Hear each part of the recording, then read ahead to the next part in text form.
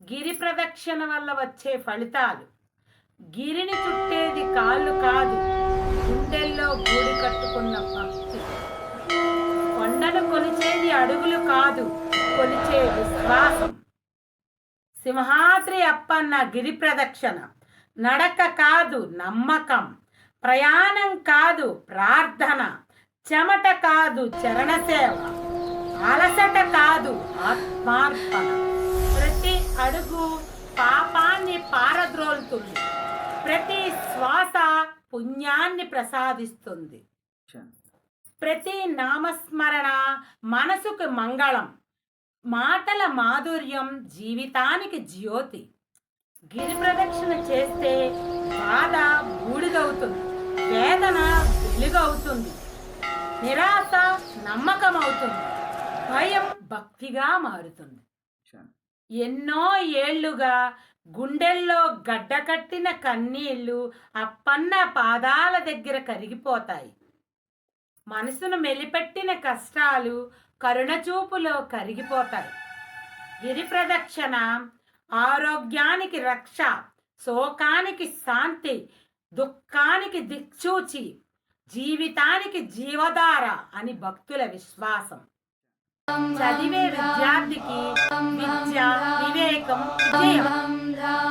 కోరుకునే యువకుడికి ధైర్యం, దిశ, దీవెన. కుటుంబాన్ని నడిపే గృహిణికి శాంతి, సౌఖ్యం, సిరి సంపద. వ్యాపారస్తుడికి అభివృద్ధి, అభయం, అభ్యుదయం. ఉద్యోగస్తుడికి పదోన్నతి, పరిపూర్ణత, ప్రశాంతత. వృద్ధుడికి భక్తి, ముక్తి, మోక్ష మార్గం. గిరి ప్రదక్షిణ అడుగు వేస్తే అదృష్టం, నామం జపిస్తే ఆనందం, స్వామిని తలిస్తే శాంతి, శరణు వేడితే కరుణ.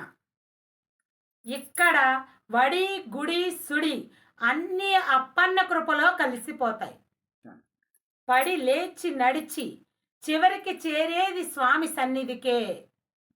కష్టం కరిగిపోతుంది, కన్నీరు కృతజ్ఞతగా మారుతుంది, కోరిక కరుణగా మారుతుంది, జీవితం జయగాథగా మారుతుంది. అందుకే లక్షలాది మంది భక్తులు అలసటను ఆరాధనగా, చెమటను చరణాంజలిగా, ప్రతి అడుగు అర్చనగా, ప్రతి శ్వాసను నారసింహ నామస్మరణగా కొని జై సింహాద్రి అప్పన్న అంటూ గిరి ప్రదక్షిణ చేస్తారు.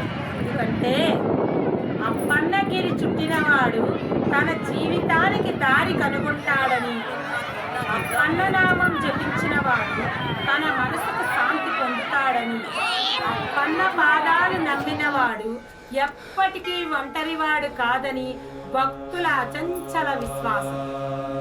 భారతదేశంలో అత్యంత ప్రాచీనమైన ఈ సింహాద్రి అప్పన్న దేవాలయ విశిష్ట విన్నందుకు ఆ స్వామివారి కృప జై సింహాద్రి అప్పన్న, జై సింహాద్రి అప్పన్న, జై సింహాద్రి అప్పన్న, జై ఫాలో అవుతారు.